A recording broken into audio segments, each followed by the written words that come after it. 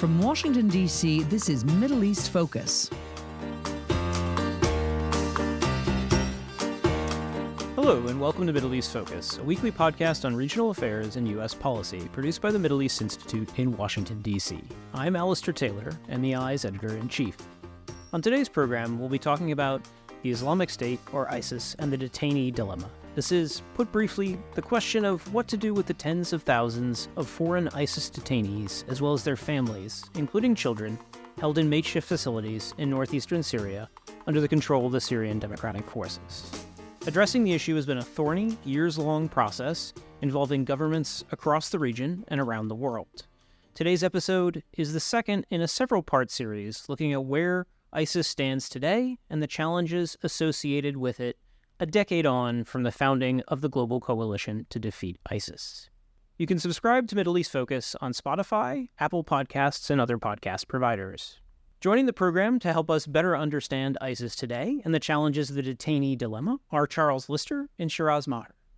Charles is a senior fellow at MEI and the director of its Syria and Countering Terrorism and Extremism programs. He's also the author of several books on Syria and ISIS and the founder of the new newsletter, Syria Weekly. Shiraz is the co-director of the International Center for the Study of Radicalisation in London and a member of the War Studies Department at King's College London. His research focuses on the Syrian and Iraqi conflicts and jihadist movements. Charles, Shiraz, welcome to the program, and thank you both for joining us. Thanks for having us. Charles, we spoke a couple of weeks ago about the resurgence of ISIS and the growing threat that it presents in Syria especially. Since then, there have been a number of incidents that have not only further underscored that point, they've kind of exacerbated it, including the launch of a major anti-ISIS raid in Iraq and several escapes of individuals linked to ISIS from detention facilities in northeastern Syria. We'll get into the details of that in a minute, but how concerned are you about the broader trend lines here?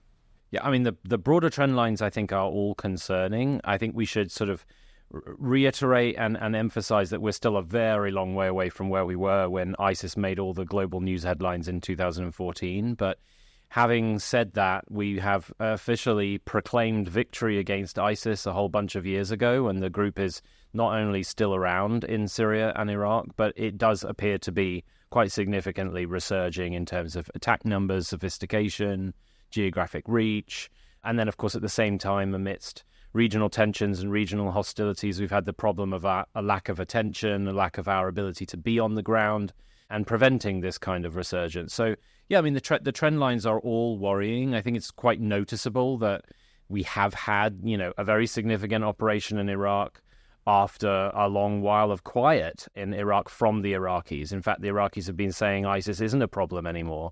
And then all of a sudden we have the biggest raid on Iraqi soil in years. So I think people are beginning to wake up to the idea that if we don't try to sort of nip this in the bud and push back, then we're going to be dealing with something that's much more challenging, in 12 months' time.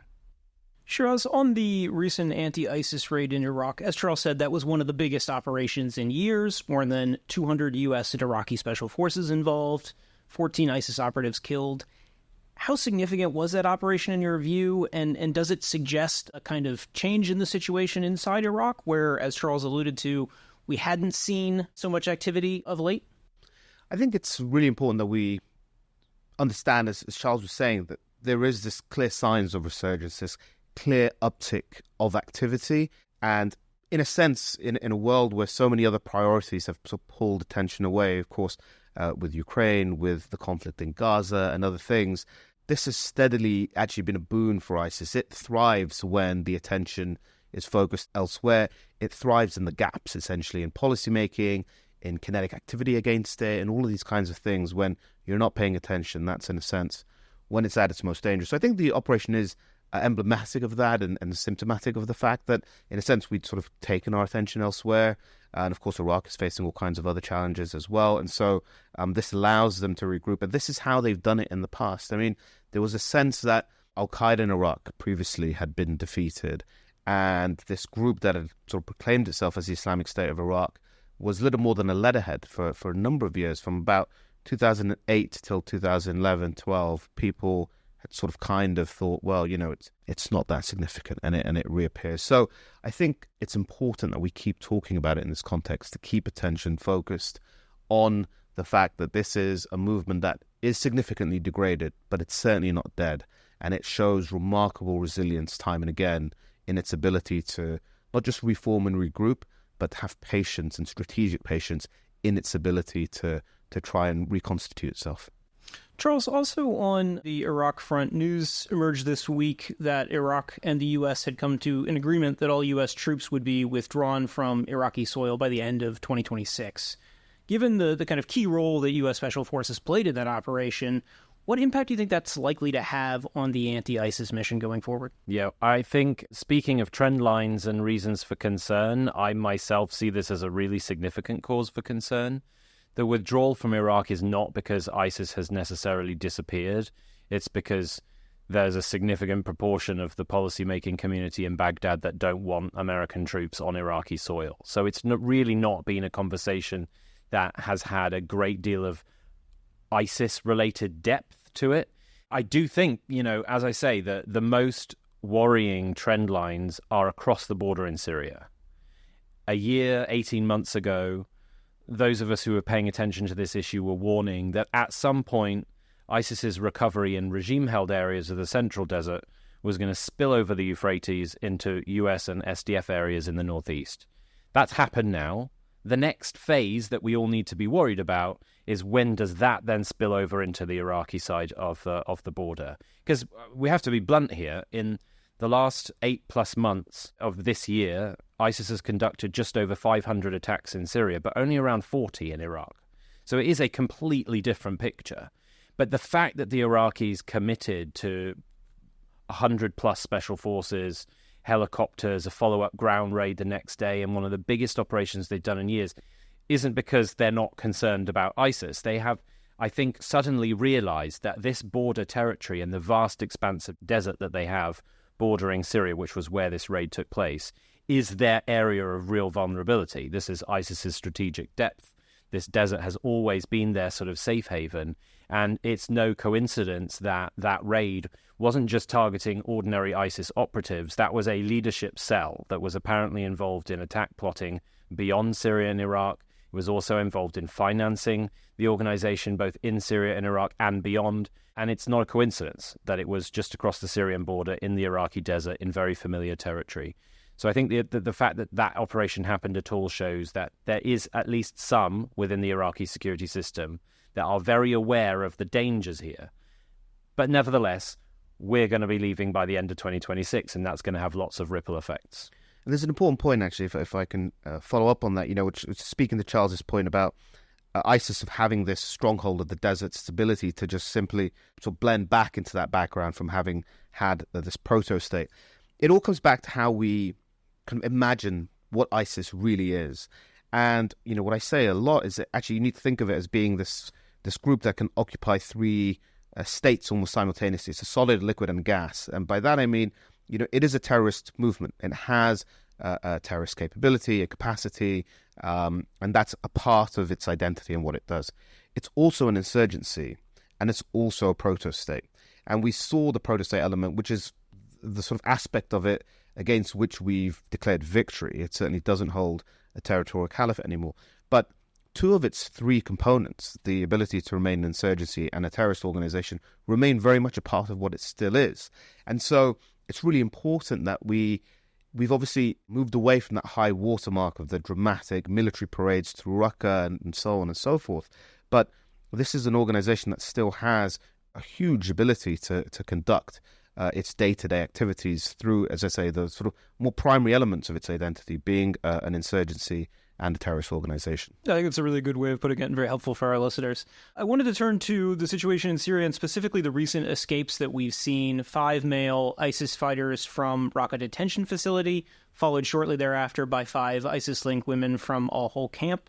That really underscores the continued importance of addressing the detainee dilemma. It's a complicated issue. I know one that both of you have worked on for a number of years. Shiraz, for you, what do these recent escapes tell you about the conditions in those makeshift facilities and the sort of sustainability of the status quo? Well, for a long time, both ICSR and MEI have been working on this issue, as you mentioned, primarily because we recognize that it's a ticking time bomb. The status quo is unsustainable. It is just about holding, but it's very much being pulled at the seams. And these types of escapes are certainly not unprecedented. They've happened regularly, and of course there have been large-scale attacks on these facilities, on the male detention facilities in particular, to try and free the prisoners.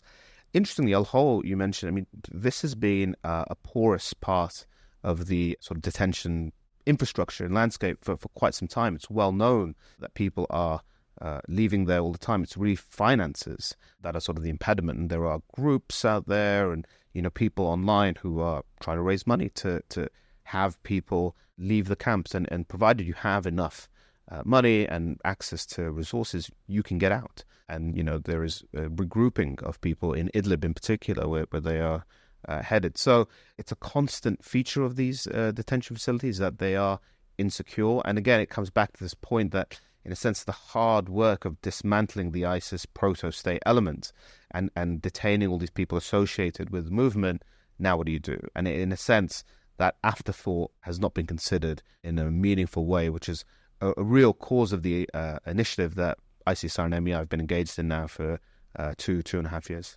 Charles, you've been to some of the camps in the Northeast, I know. Could you just tell us, our listeners, a little bit more about what they're like and what you saw there? Well, Al-Hol is huge. There's really just sort of no understating. You can stand on one side and you cannot see the other, even if you're elevated. So first of all, it's enormous. Second of all, it's in the desert, very arid. It's windy. It's dirty. It's dusty. It's very poorly equipped. So, when I was there just over a year ago, there wasn't a single tent that wasn't torn up, waving about in the air. So very little shelter. Access to medical resources and healthcare is very, very restricted.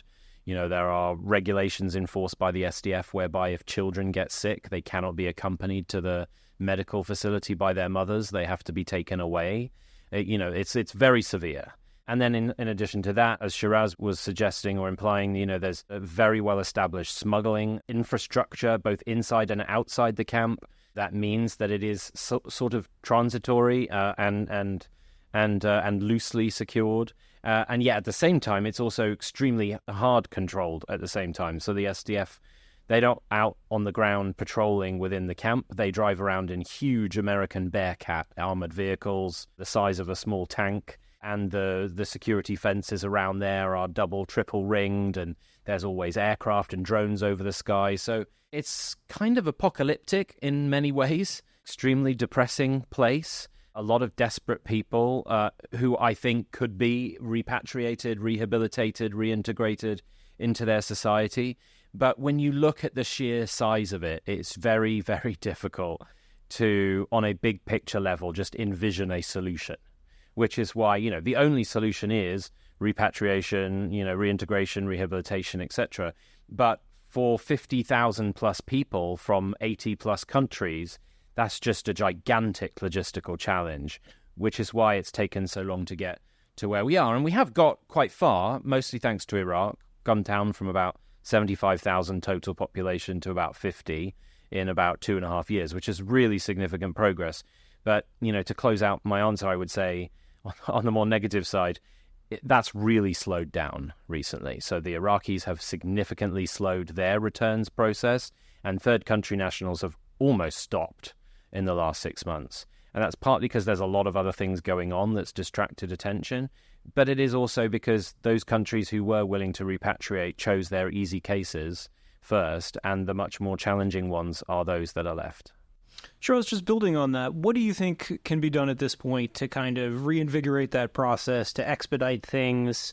Does it take addressing some of the broader issues like the war in Gaza that are soaking up the bandwidth, or what do you think it would take? Well, this is the thing. I think in the dialogues that ICSR and MEI have hosted, it's a deeply political issue as well as a security issue. And so whilst you can objectively look at the security aspects of this debate, there are politicians and there are civil servants who are much more the coalface of having to interact with the public on some of this. And so it's already a difficult conversation to have about what do you do with all this ISIS community and how do you begin to relieve the pressures of that. And you had, of course, shortly after this sort of territorial defeat of ISIS, COVID, Ukraine, this is an immediate pulling of attention away to other things. But now, in the context of what's happening in Gaza and the febrile nature of that conflict and its polarizing effect in public debate, in that context, to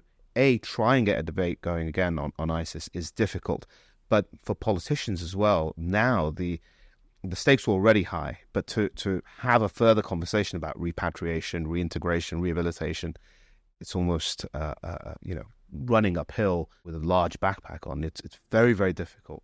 So I think we are seeing greater resistance to some of that. But as Charles mentioned as well, in a sense, the easier cases were dealt with. Now it's more complex. So you're already facing complicated issues in a complicated political environment as well. I mean, certainly part of our thinking going forwards is we're looking at holding more thematic discussions, maybe either in certain regions or around certain topics, to at least find the areas again where there might be less resistance and pushing against a slightly better oiled door than certainly the really difficult cases.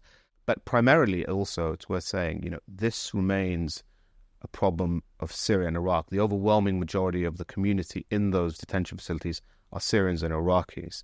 And in both cases, the underlying structural issues that led to and facilitated the rise of ISIS have only become worse. Yeah, and just to add to that, the idea that this isn't a problem that exists in a vacuum is the most important point. To contextualize everything, it's also not one that can be resolved without taking that broader context into mind. But we also have to think about the men. The repatriation conversation is so often about the women and children, and rightfully for a whole number of obvious reasons. But there is still, nearly 10,000 men in makeshift prisons, and of course they're the ones that we need to be the most concerned about. But therefore, they are also the ones that should be receiving the most attention in terms of some form of a solution. There's an ongoing TB epidemic in these prisons. About 50% of everyone in the prisons are apparently infected with tuberculosis, particularly in the biggest prison, Gueran, which has 5,000 men in it. About 50% of them have TB. And I understand that several fairly prominent sort of international foreign fighters have recently died of TB. So this is perhaps from a counterterrorism perspective, not necessarily seen as a terrible problem, but on the humanitarian side, it's awful. And then also just in terms of solutions, I mean, a really big one is the regional states. So that lots of conversation is focused on Central Asia, Southern Europe, the United States, Northern Europe to an extent, but beyond Syrian and Iraqis, the biggest proportion of men, women and children come from Middle Eastern and North African governments. And many of them were very happy and willing to repatriate as of about 18 months ago. And then many, if not almost all of them, ended up on a different diplomatic side, re-engaging with the Syrian regime, bringing back in this doesn't exist in a vacuum idea. And since that normalization of ties with Damascus, they have refused to deal with the SDF and therefore repatriate. And so we're at a sort of standstill. So that's another thing where we're also trying to help bridge some of those gaps. How do you get around an issue like that, Shiraz? Well, that's a tricky one, I know. Yeah, having lots of you on the spot. No, lots of conversations.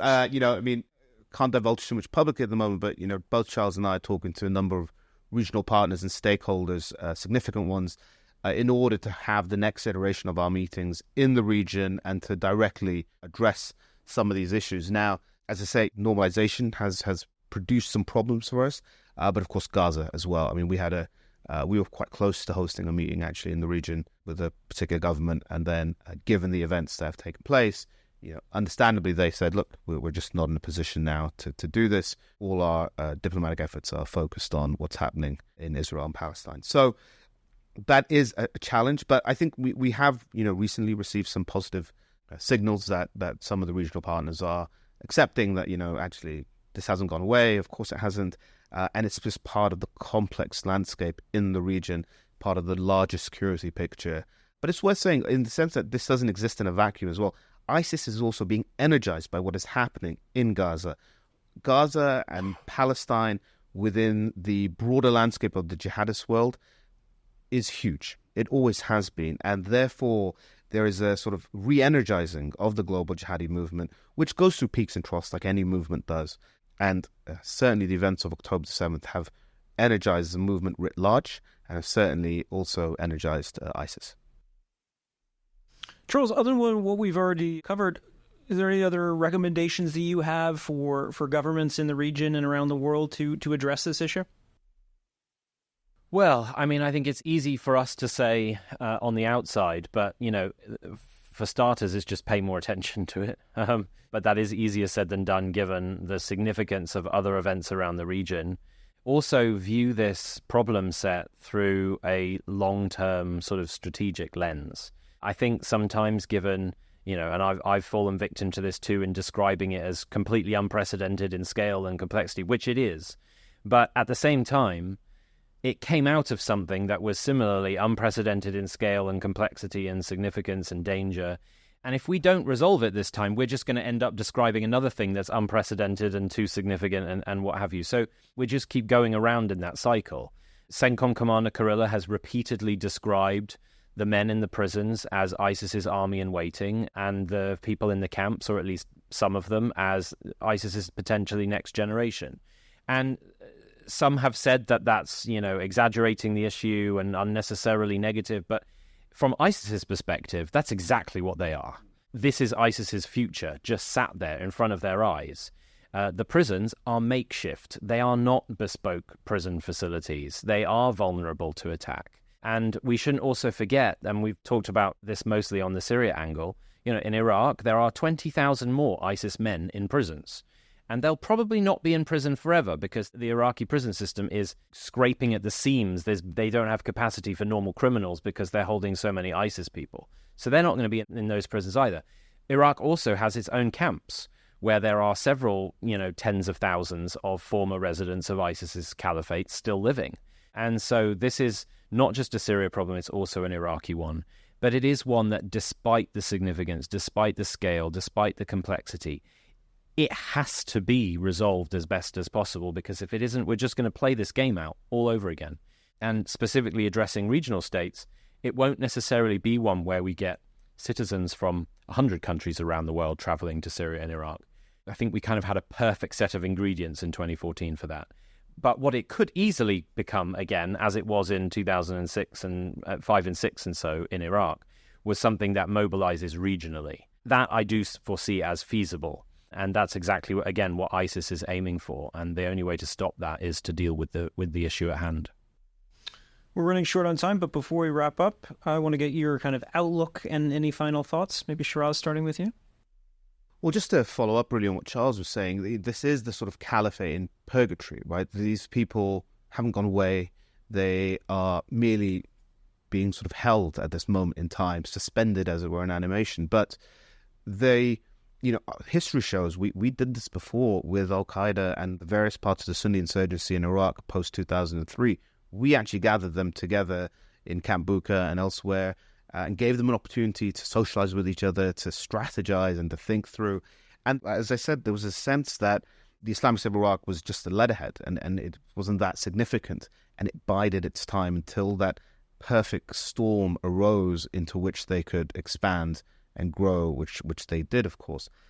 We're doing the same thing now on a much larger scale. The sheer industrial scale of detention taking place in northeastern Syria in these squalid conditions, in these highly radicalizing conditions. And what is really unique about this is the number of children, minors, who are there, who are being fed a diet of not just intensely dangerous ideology, but also just the desperation of their situation. What do you expect to be the outlook here? So it's really important. It's coming back again to what we were saying, and has been the sort of bedrock of the joint ICSR MEI initiative is don't lose focus here. Don't lose focus. The hard part, in essence, has only just begun. The sort of kinetic aspect of the counter-ISIS activity, defeating its territorial caliphate, has taken place, and okay, it doesn't exist anymore, we can tick that off.